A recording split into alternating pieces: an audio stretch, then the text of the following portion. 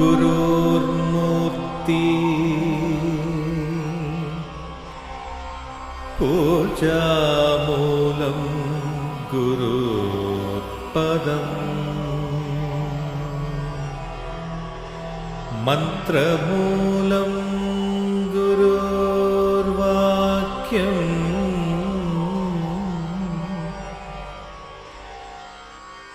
मोक्षमूलं गुरुर्कृपा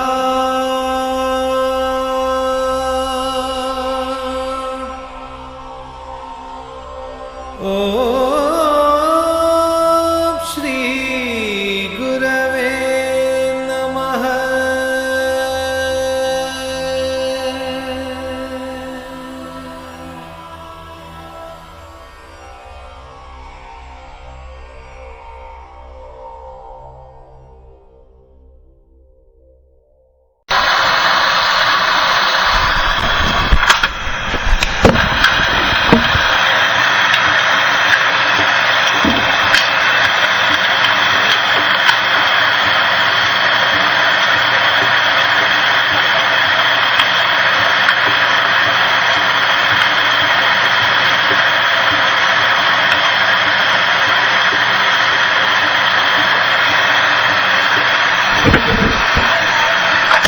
సౌకర్యంగా ఉన్నారు కదా, నేను చేయగలిగాను ఈ మాట.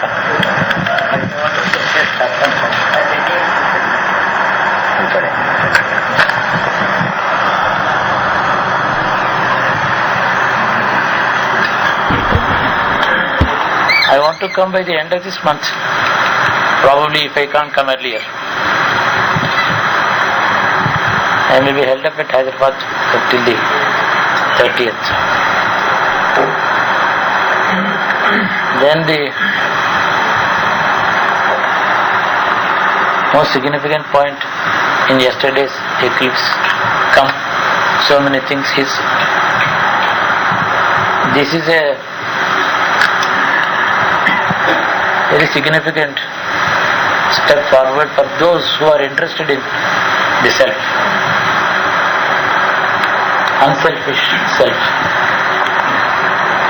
Though this is something even in today's papers as in it is this kind of eclipse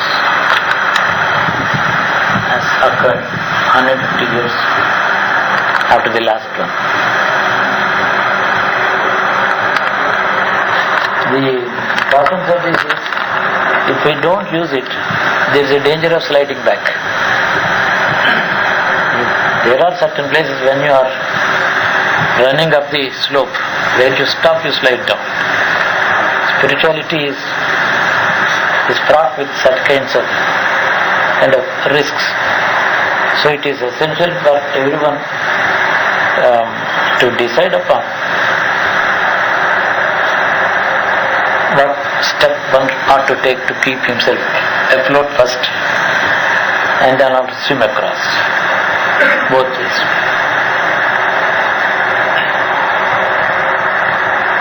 Most important thing of this century is spirituality is not a social subject, not a socio-economic subject. It's totally personal, individual. Religion may be a social subject, and religio-political subject is national. For politics of religion is national, religion is social, spirituality is personal. This is a very significant time we have started. The very purpose of this century being taken care of in the interest of desire, those seekers in this century, seekers had to be specially taken care of. In the earlier times of this country, even thousands of years ago, a seeker needed no protection at all. There were no dangerous forces that could pull him down. Or there were no forces that could divert his attention to wrong thinking, feed him with poisonous concepts, false promises, false paths, then intellectual attack on what is not intellectual. That is the bane of this century. Religions can survive at the attack of intellectuals because a part of religion is intellectual also. Spirituality has nothing to do with intellectualism. So they are on different platforms. They never meet. Hinduism is a spiritual religion. Other religions are political religions. It's a big difference, you can understand it. To come to this conclusion, I spent all my lifetime so far. To understand, to diagnose the disease, it's not it's not a one-day matter or 1 month matter to read a few things. Because the conclusion must be safely correct. Otherwise I am bound to be victim of my own conclusions.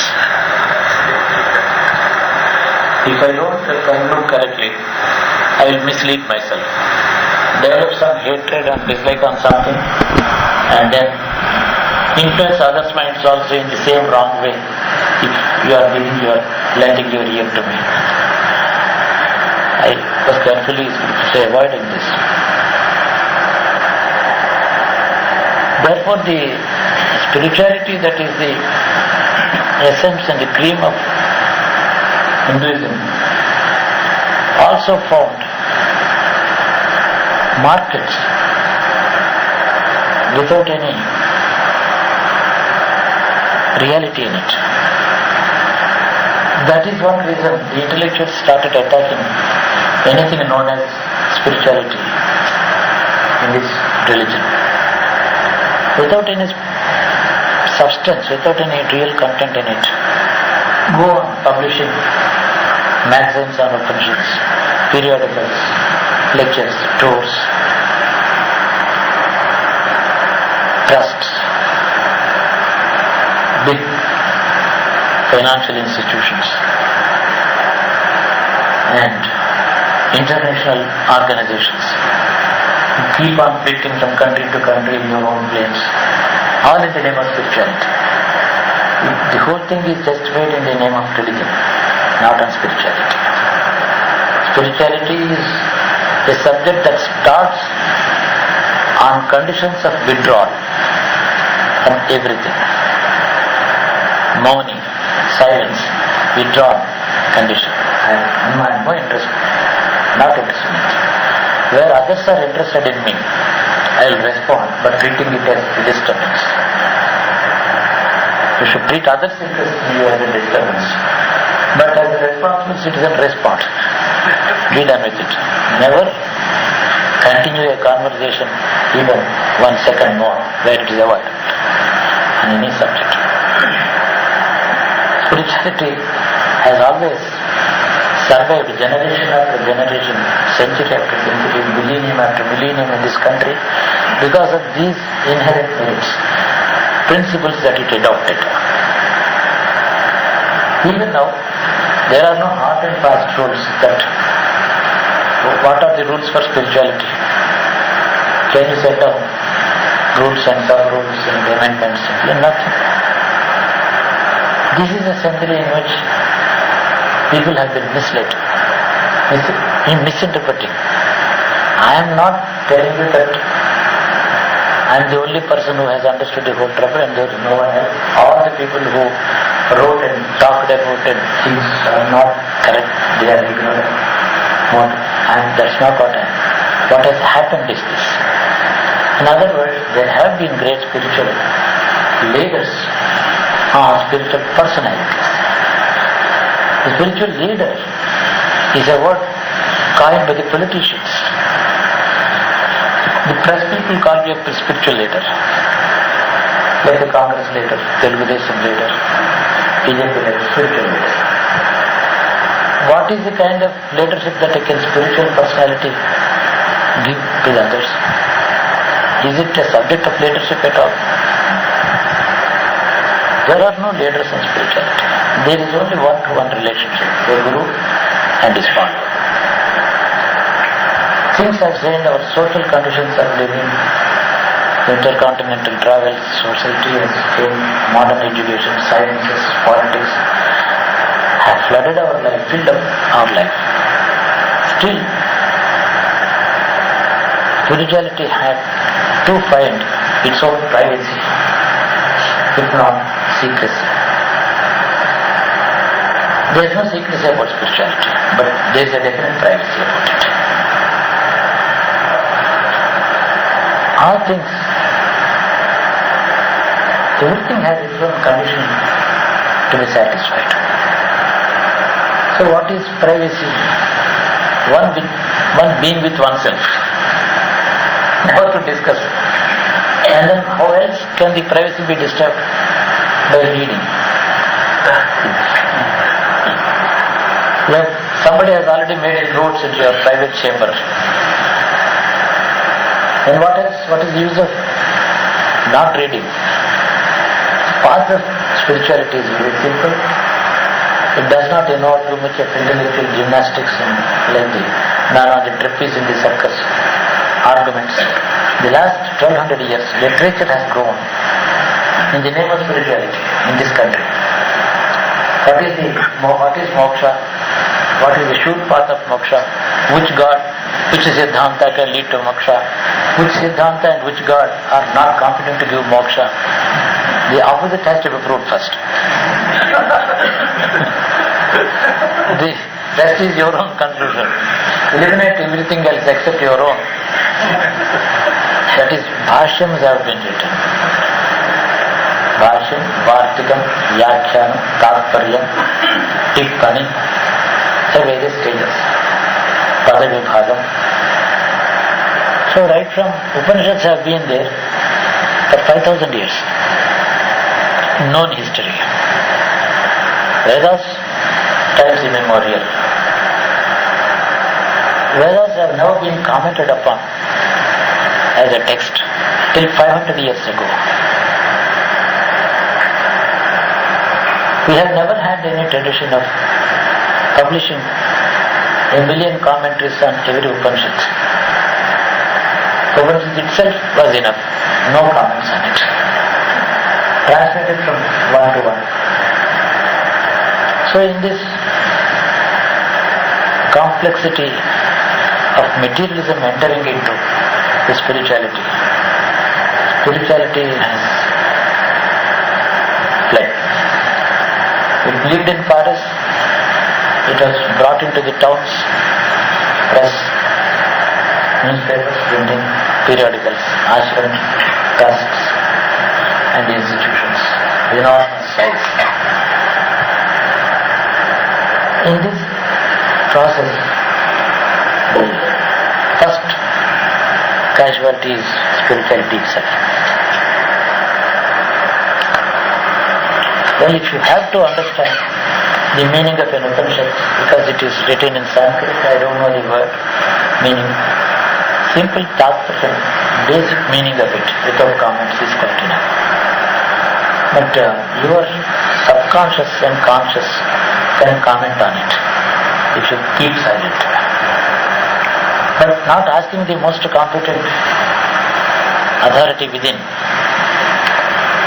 providing a platform to the intellectual from outside, people are losing most valuable time. Our life is not long. Interest in spirituality is once in a way, it happens. In fact, I can tell you one thing, even somebody who is seriously interested in moksha need not be so seriously interested in his next life. There is many escape between the cup and the lip. Something can happen in between. The karma can come. Karma can mislead. Somebody comes. The false man impresses as a great man impresses as a false man. Misleading. Avidya. So, in a way, I concluded yesterday my talks or conversations, I would say. I never call them talks. They were more or less conversations with very close group. In fact, my group consisted of only 7 or 8 people. from 1971. I finished discussing them in about 6 to 7 years.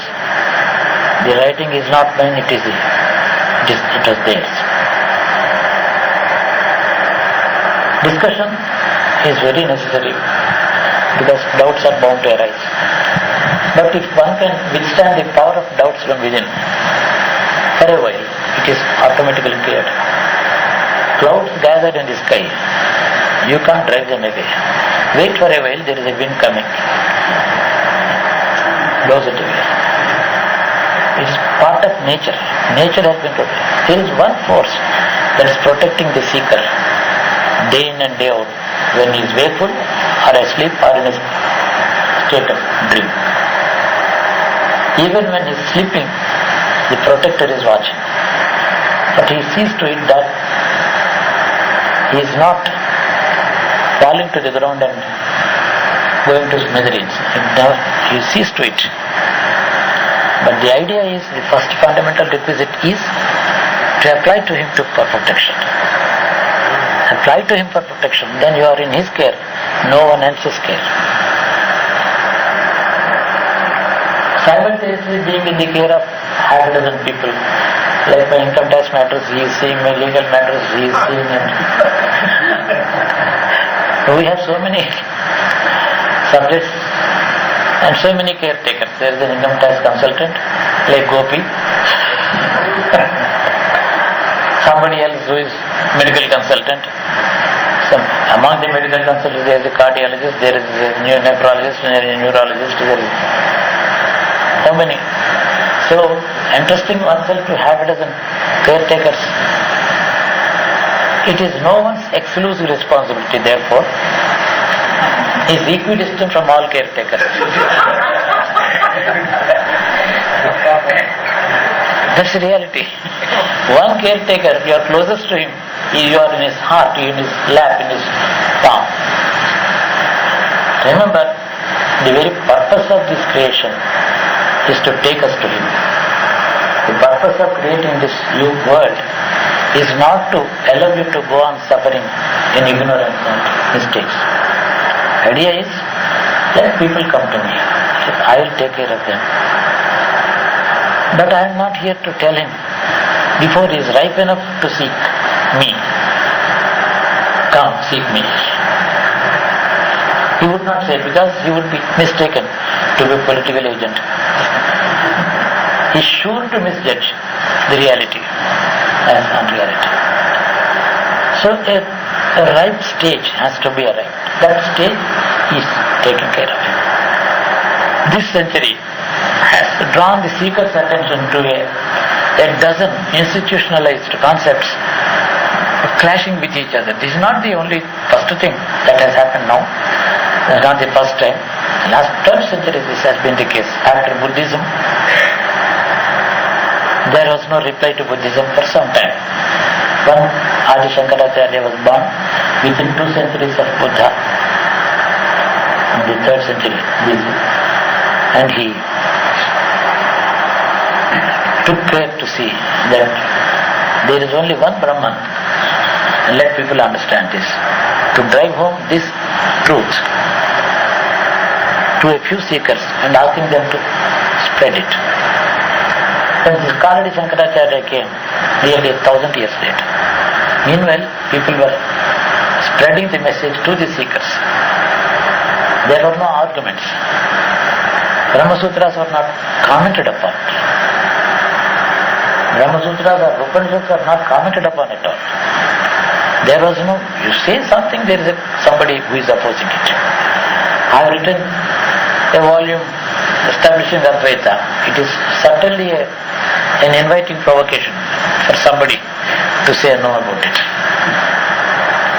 And then the ball across the net. The batting starts. It's not batting, it's batting.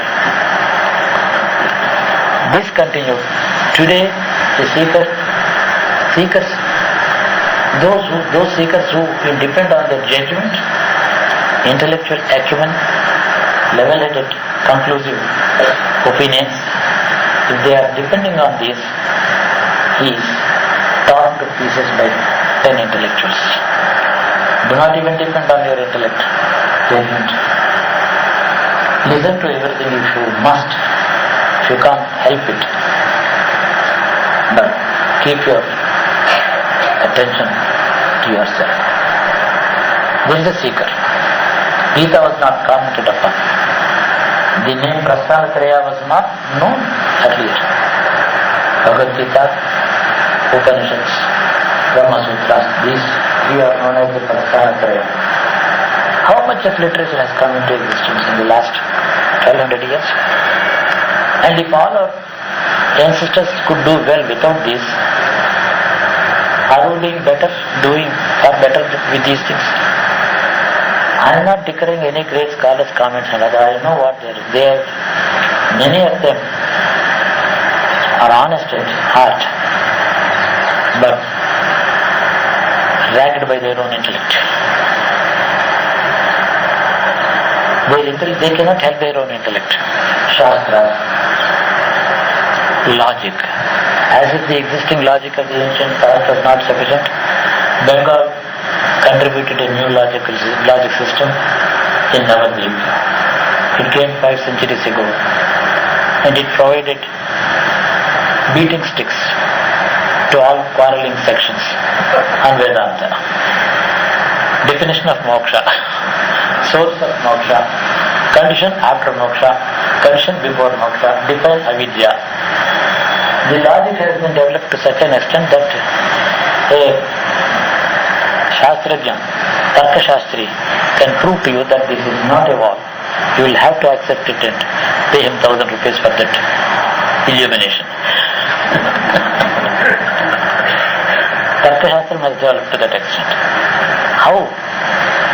So in a way, the Kali, particularly in the last 1,000 years, the man's arrogance and intellectualism, ego, arrogating to himself the ability to analyze, understand anything, even God, or the non-existence of God I can understand, you would say. This human arrogance has reached its peak due to this development in sciences, more or less. Sciences and mathematics, they have developed to such an extent that we do not know what is the outcome of this. Are we far better off than before? We do not know. Science has no philosophy, whereas our philosophy had a science. Unless a subject has a philosophy of its own, it doesn't know where it is heading to. What are the goals? What is sought to be achieved? What is the ultimate limit where I would end this practice? Every subject must have a philosophy of its own. Each human being must have a philosophy of his own.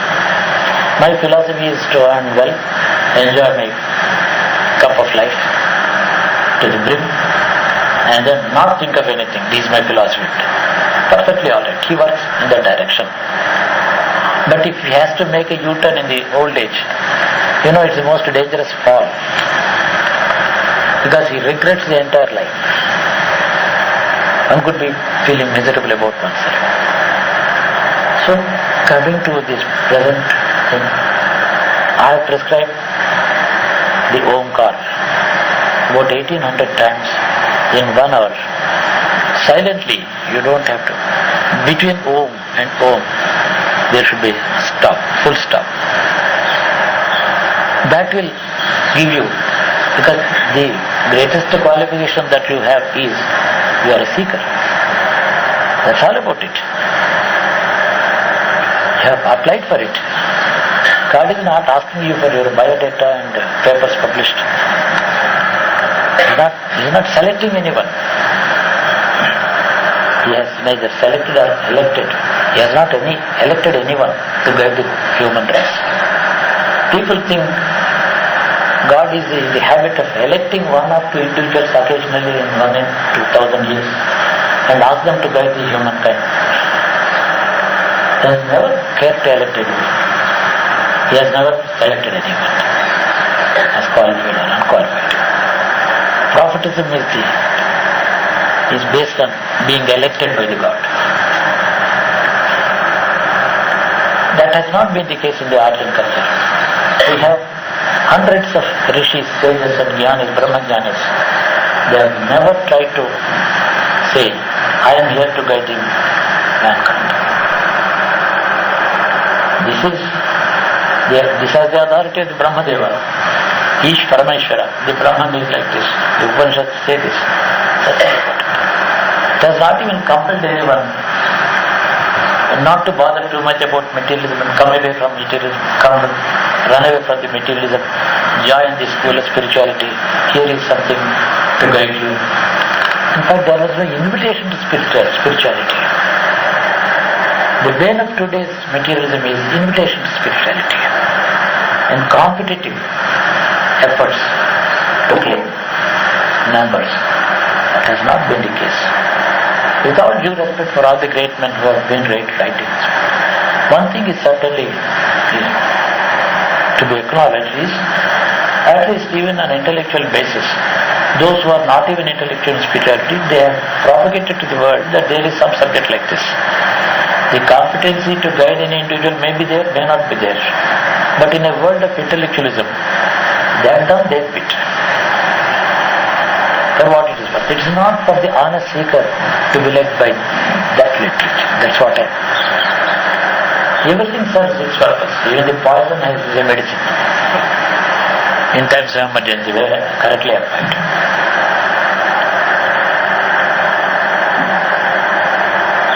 I think I have finally given you a small, brief program of daily ritual, because we believe in action. This is an action that ultimately leads to total inaction inside. Inaction, mauni, silence, or the inner silence is the very important thing. This can be done followed by anyone. Very shortly, in very few days, somebody can see the results. All that one has to take care of is to avoid being misguided by oneself.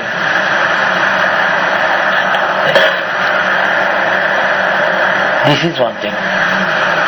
And this is capable of curing many diseases in the physical body also by appropriate distribution of life energy all through, from head to foot. Excretionary functions will improve. Blood pressures will be equalized. You may need a certain level of BP above the normal according to the medical standards, but if that is so, that will be your natural BP. There is no risk in it. Your liver, your digestive system, they will start getting maintained by the minimal, absolute minimal, so that appetite is equal to the hunger. You see, some people are very hungry without digestive powers. The appetite is what you really need and what you can digest. That's appetite. Hunger could be a disease also. So in food intake, in sleep, in mental tranquility, in sleep without disturbed conditions, these things are all ensured in this process. There is a very clear result in this. You will see these things within a year at the most. If you want to read any Upanishads or anything, Bhagavad Gita discusses the whole world, all kinds of people. It has discussed about the ignorant people also, negative people also. Well, one should be interested to read in it. There's absolutely no harm. But remember, keep Krishna as your Guru in your mind before you. Take this precaution. You are the Guru, it's your language I am reading. See that I understand this correctly. Keep the Guru before. Other. These are the few things I wanted to let you know. Probably the specified journey starts now. It has been, I don't say that there is no progress, everything is proceeding, progressing. working very well, no doubt about it. But the ground has been prepared, the attitude is there, there are certain gaps somewhere. Specificity is necessary. Is more than enough. A little pranayam in the morning added to this. 5 to 10 minutes in the morning. A few minutes within 8 hours after the morning pranayam.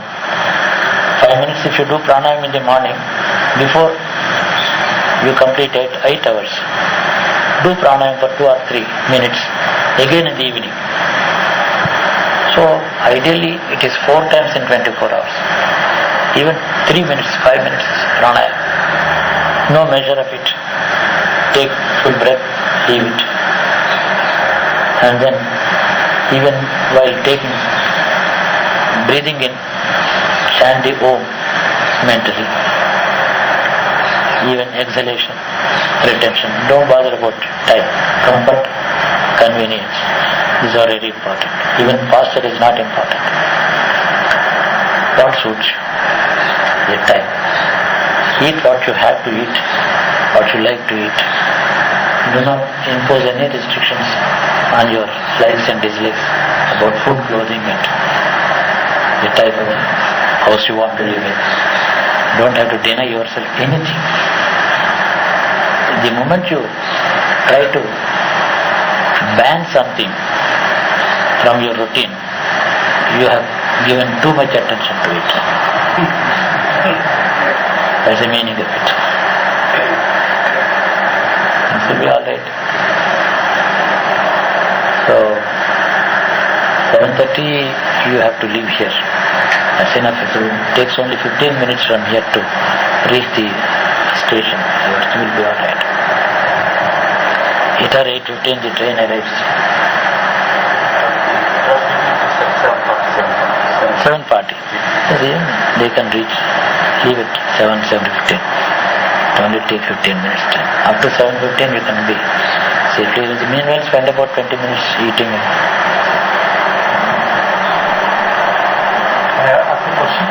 Yes. అదే పురుషోత్తమరావు గారు కూర్చోండి, మనం forum మాట్లాడదాం. మీరు కూడా వచ్చారు, దయచేయండి. Right. An eminent public servant. In this sense, he was the noblest revenue minister we had in Andhra Pradesh. Yes, very standard old timer of the real Congress.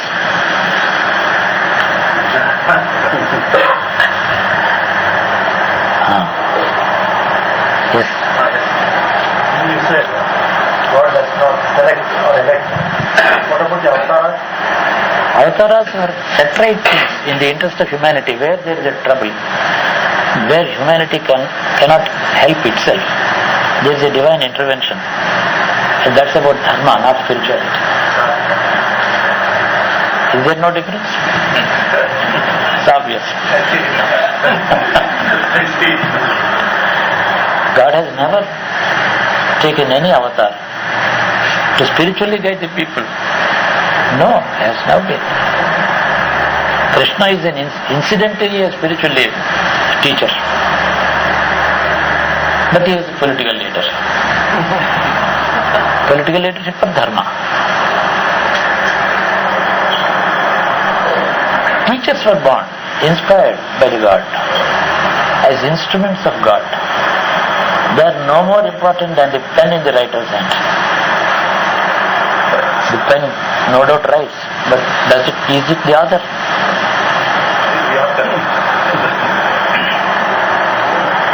That were to be the author, you should say on every cover page you must mention the model and the brand of the pen.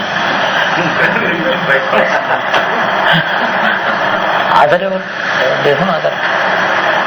All are instruments. One who gives the guidance that is guided to give. Does not. One who gives the guidance that he is guided to give. He is the non-existent man. There's only one force exists, only God. There is nothing else. Rest is all matter, which does not matter.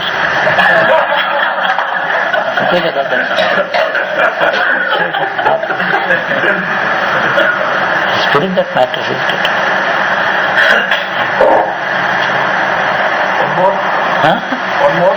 Yes. I'm trying to understand that any reading may not help the seeker. It may help some intellectual doubts being cleared. But I would say even intellectual doubts can be referred to the Guru. Discuss with another colleague of yours. You can share your thoughts with somebody. And then, to clear one doubt, suppose you have to read 200 pages where answers are not succinctly given. Sometimes the specific questions given fielded by great men, they may not be exactly the same that you have in your mind. So, I think reading is in fact nothing but gathering information and finding everybody's view about this or that, which is not very relevant. There is no harm because the mind refuses to be silent. In between two sittings of sadhana, slowly a second inner nature has to be developed with an attitude to the outer world and the inner truth.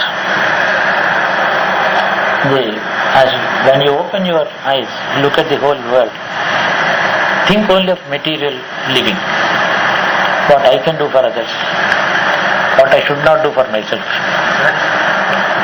This is all taken. What exactly I need. That's all about it. And when you close your eyes, do not look at the world. Closing the eyes and thinking of the world, and opening the eyes and thinking of the God, a spirit, pure spirit, supramaterial spirit, both are exercises sutta. Over a time, when you are a finished product, it doesn't matter whether keeping your eyes open or closed. You reach a finality, it doesn't make any difference.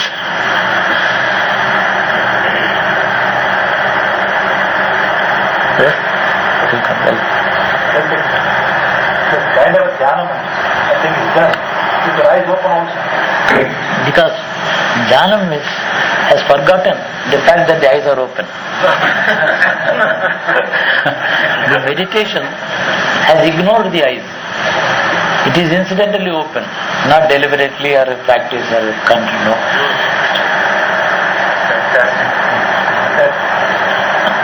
It's not important. We prescribe so many postures, attitudes, reading and all that. Reading, if you must read because you are bothered about too many doubts, you can read. There is no harm. But the time spent in reading, compare that to the time spent in meditation. Proportionately, which is more profitable. 6 hours of reading or 6 hours of meditation, even with breaks, even with the disturbances. Ultimately, don't you think the truth from within, you can clear your doubts within? There are no answers to questions. Questions are removed. They drive. They vanish. Vruddha Shishya Guru Yuva Maunam Pragrata Vyakhyanam Chinna Samsaya. 3 things are said. The young Guru and the old disciples. Guru's Maunam Vyakhyanam. The Vyakhyanam is Maunam. Chinna Samsaya. The Samsayas, the doubts, vanished. Not that they are replied. They vanished. We should discuss at any level. Ultimately, why the Guru takes his own time to clear it? Because in the rest of the journey that we are going, we have to go through in this world, some more influences may again disturb the answers given also. So the inner peace is again taken to turmoil. It happens like that. So ultimately when all doubts are clear, all the possible sources of knowledge are tapped, people have finished their tour and come to a conclusion that there is nothing more that I should visit.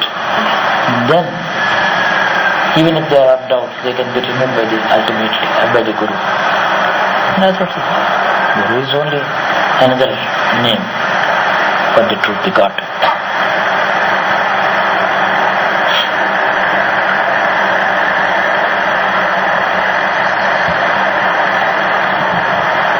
Anything? Can we have many more occasions like this? Why not? I mean, any time, any number of times, anywhere. That's right.